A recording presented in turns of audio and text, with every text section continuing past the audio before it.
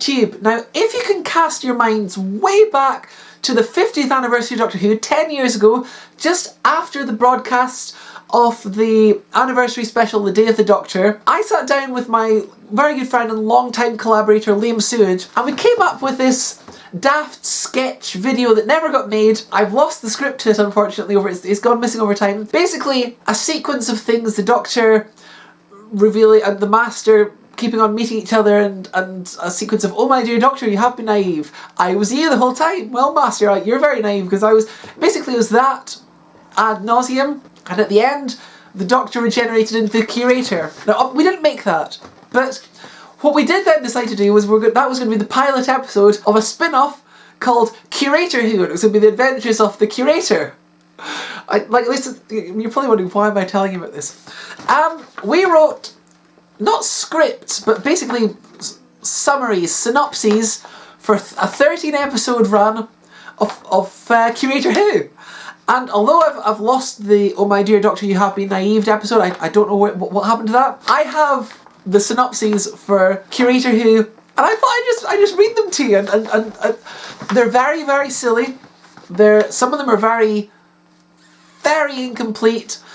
But yeah, I just thought that might interest you. This series that we're going to make, and it was just going to be a sort of Curator Who, basically just Doctor Who, but it was the Curator, and the same character just having adventures but being called the Curator. So that's what this is. Sit yourselves down. There's 3 pages of these for Curator Who.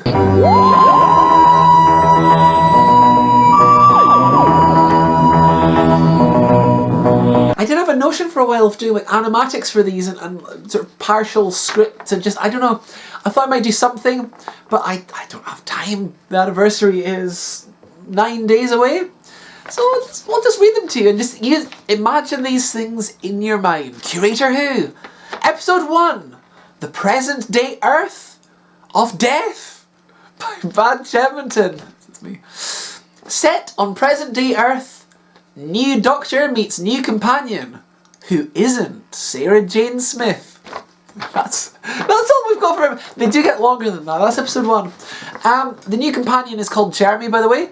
Jeremy is mentioned later on. I was very confused reading through this. Like, who's Jeremy? Okay, episode 2 is one of my favourites. Episode 2, Dry as a Capone. The Doctor, I don't know, it's still called the Doctor in this. The Doctor's the Curator, but it just says Doctor every time. The Doctor lands in Al Capone land, where a local inventor in the 1920s, I should specify, has made a machine to turn the world into a Capone theme park. And Al Capone has made him work for him by force, and is using it to run the galaxy's biggest and only Al Capone theme park. The Doctor must stop him because it turns out that the machine drains all the world's water. Now there's a line of dialogue that's not in this synopsis, but I do remember it, so I'm just going to tell you about this now. The Doctor says, "You're going to turn the world into an Al Capone theme park? Why would you do that?" And the scientist's like, "Why? You, a scientist, ask me why? Turning the world into an Al Capone theme park. The scientist's dream of supreme power." I think I'd just seen the missing episode out of the Underwater Menace at the time. That's back relevant again. That's just been animated, so that's nice. Episode 3, Crashing Spaceship in Space by Liam Sewage. The Doctor lands on a spaceship. He is apprehended and shit like that. Sewage's scripts are a bit ruder. Goat starts goating up and goat happens, so that's a bit less rude. It soon comes to light that the ship is infested with space termites. Everyone gets super paranoid thinking that someone put them there intentionally and start killing each other. Turns out, someone did! A giant space termite eats him and he's an android. The Doctor leaves. I was reading these recently and it occurred to me, that's the Sanandra Conundrum? That Jodie Whittaker episode with the Pating, it's that! It's just that! We wrote that! What? This was in 2013. How did that end up being a real episode 5 years later? I don't know. Weird. Daleks of the Daleks, Part 1 by Bad Cheminton. The Doctor, this is another of my favourites by the way. The Doctor lands on the moon, but finds that it has a big slice cut out of it, like a permanent crescent moon. Oh no! So he goes to planet Luna, where moons are made. He is greeted by the owner, Moon, who says that all moons have bits cut out of them. They get a call from an irate planet owner complaining that his planet had been destroyed by a chunk of moon made at the moon facility. The Doctor goes to investigate and finds that it is a chunk of the Earth's moon. Jeremy, that's the companion, Jeremy is all like, let's go to Earth. Floods and stuff. The Doctor's like, no, we need to get back to the moon facility. If I'm right, it's in terrible danger. They get back and suddenly the moon facility is smashed as a large chunk of moon is fired at them. They go outside and see a giant Dalek spaceship with a giant cannon on it. Oh, and that's a cliffhanger! Cliffhanger ending! Wow! So if that wasn't exciting enough, Part 2, Daleks of the Daleks Part 2 by Bad Jemington. The Doctor goes on board the Dalek ship. He compliments them on it and asks what they're doing. It's like, hey, nice ship. Thank you. Asks what they're doing.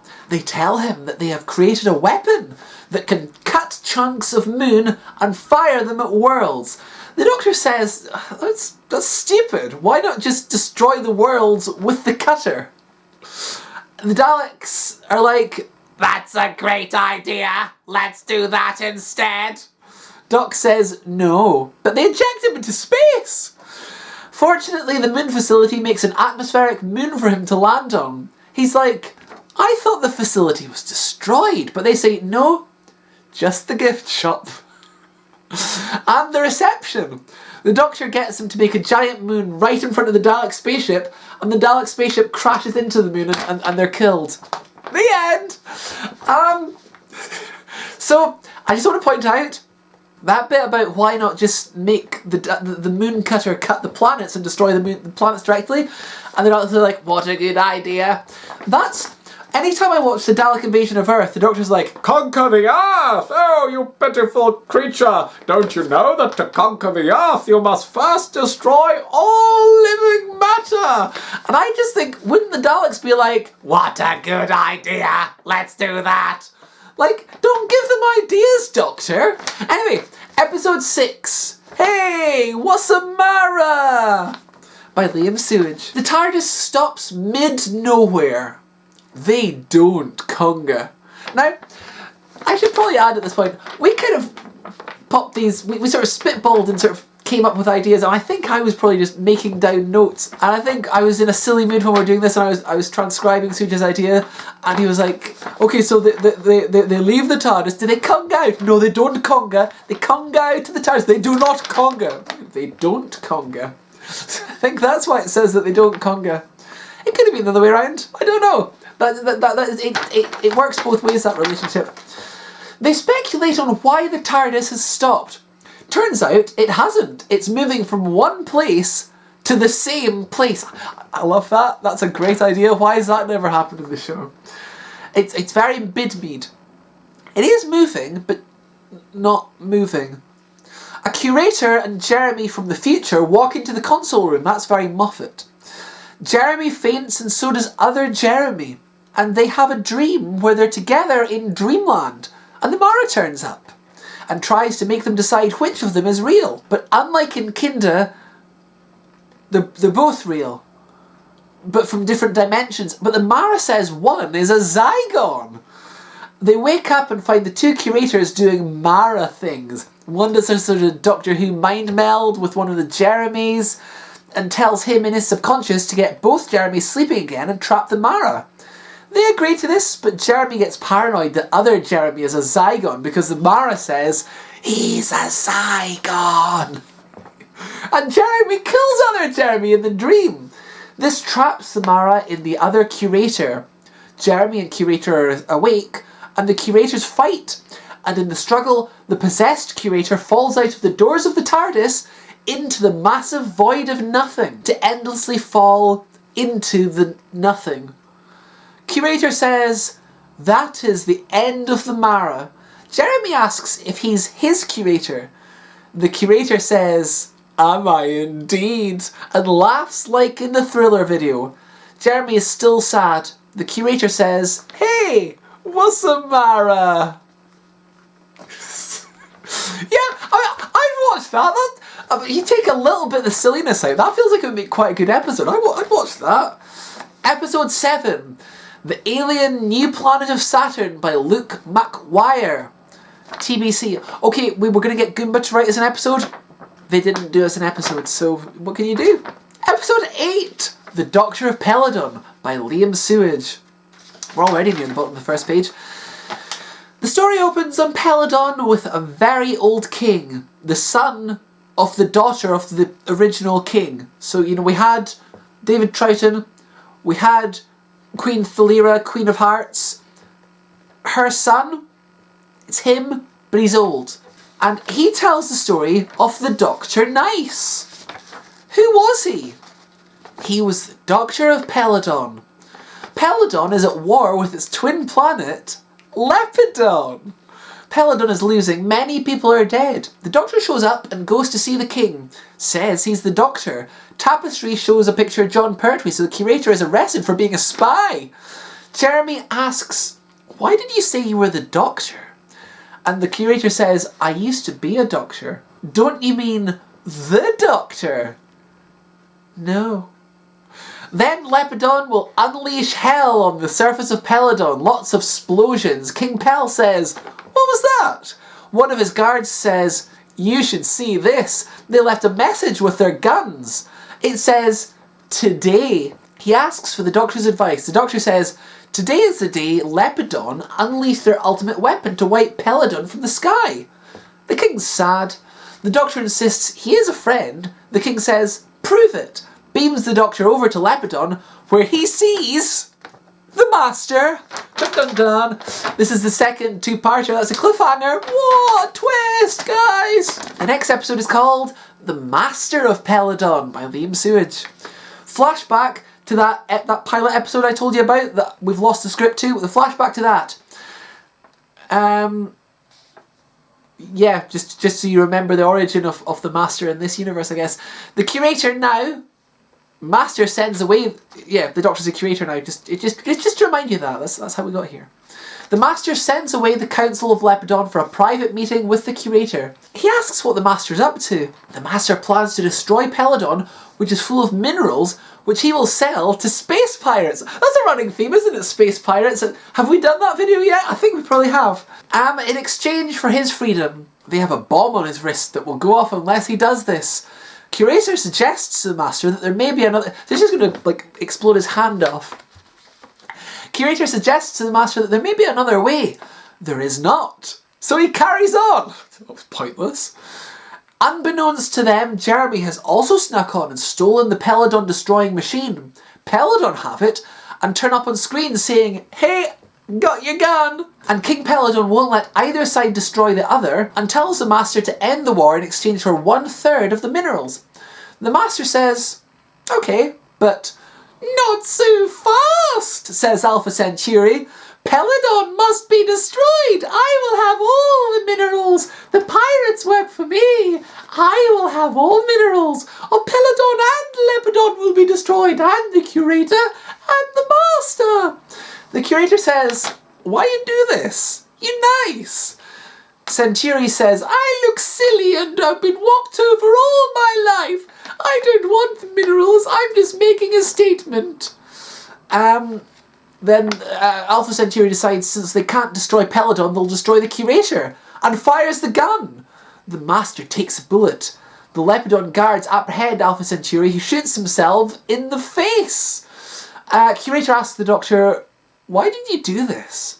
He says, "I'm going to die anyway." The Doctor says, "Why? Why not regenerate?"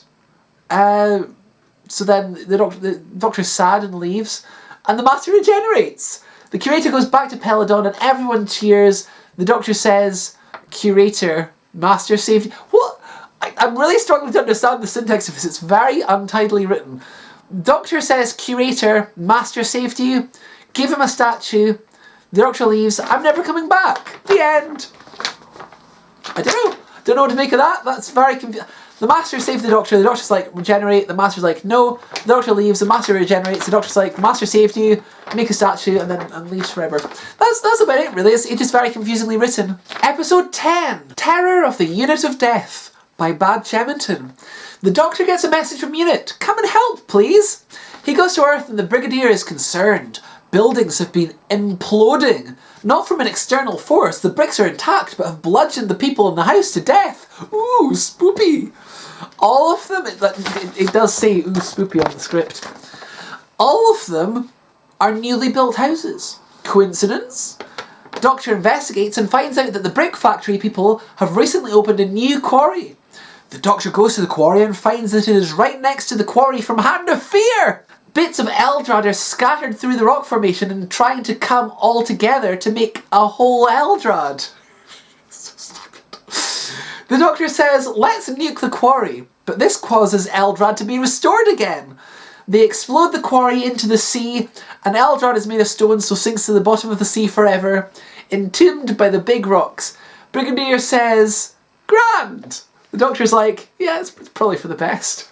But Eldrad did nothing wrong there. I mean, I hate to be that person, but within the context of that script, Eldrad was just trying to recoagulate. I mean, admittedly, we find out at the end of Hand of Fear that Eldrad isn't good, but still. Episode 11, The Robots of the Past by Liam Sewage.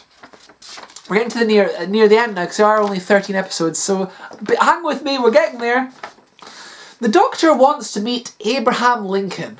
They go to meet him. He's strange and doesn't live up to his reputation. He says, that's odd, so investigates. Goes into Lincoln's house and finds technology. And in a cupboard he finds the real Lincoln, who says he was put there by a robot. How does he know what a robot is? And the Doctor believes him. Doctor has a closer look at the robot, and the date is the assassination day. Robot is going to the theatre. The Doctor decides that the real Lincoln can assassinate the fake Lincoln, okay, and take off his head so they can analyse the computer in the head and take it back to the TARDIS. Abraham Lincoln is like, what the hell, guys?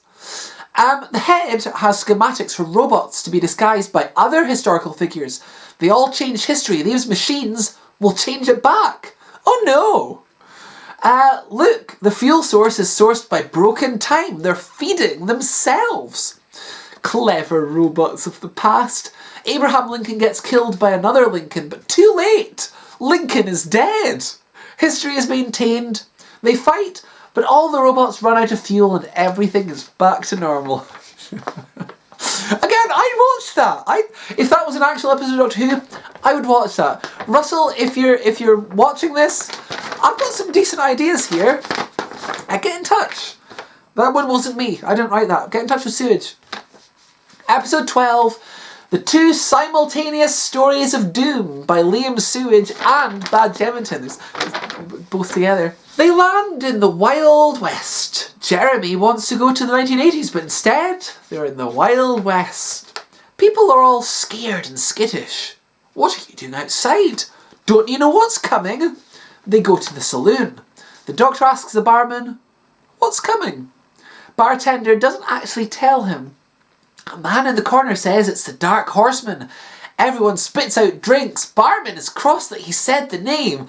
Get out, you Curator and Jeremy. So they leave. But the doors lead to a 1980s gay bar. The hottest gay bar in town. They see someone pass on a glowing green object. And the Doctor snatches it and says, this is Vrax Owen! That's a deep cut, isn't it? Vrax flippin' Owen from Nightmare of Eden. The Doctor says, this is Vrax Owen. Why are people dealing Vrax Owen in the 1980s?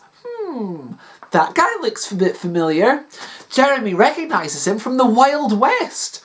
The guy's taking Vrax Owen from... Right, so this guy is taking Vrax Owen from the 1980s to the Wild West.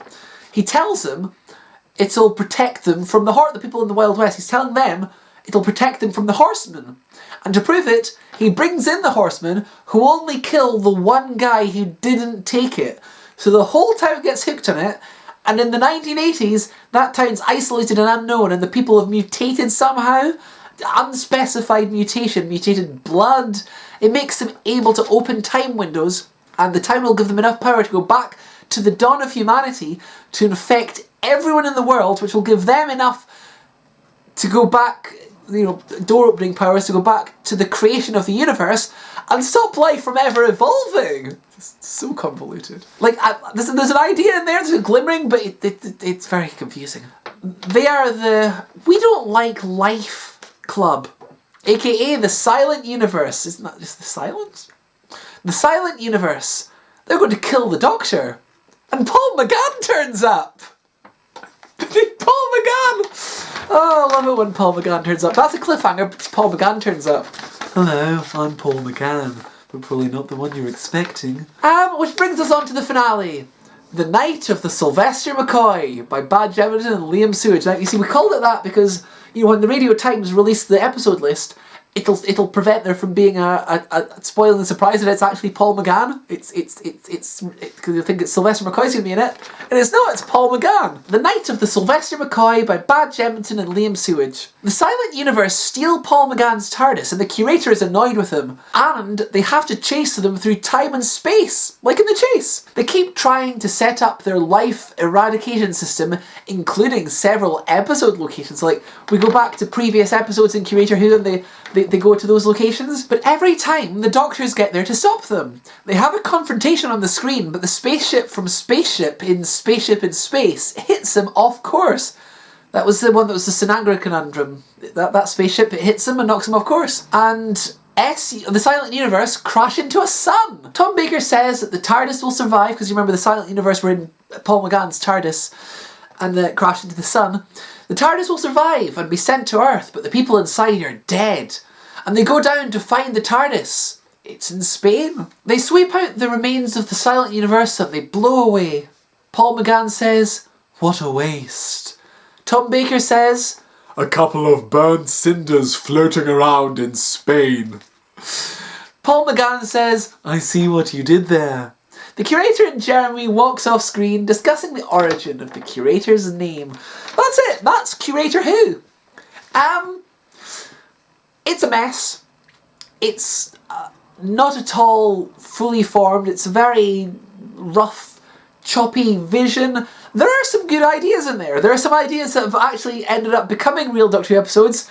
We shared this with no one. It's a coincidence, I'm sure. But, yeah, some of those ideas, the Al Capone theme park one's very silly. The one with the Daleks and the Moon I quite like. The Mara one I like a lot. The one with the robots of Abraham Lincoln, that's quite good. There's some ideas in there. So if I'm ever showrunner of Doctor Who, I'll get in Sewage as a writer, important writer, and I'll just sort of make silly suggestions. That's what you can expect. That's it. That's Curator Who. That's the end of the video. I've been talking too long and now I'm getting a little bit hoarse. So, yeah, thank you for watching. I hope you enjoyed that. Tune in next time if there is a next time. Until then, though, thank you for watching. Have a nice day.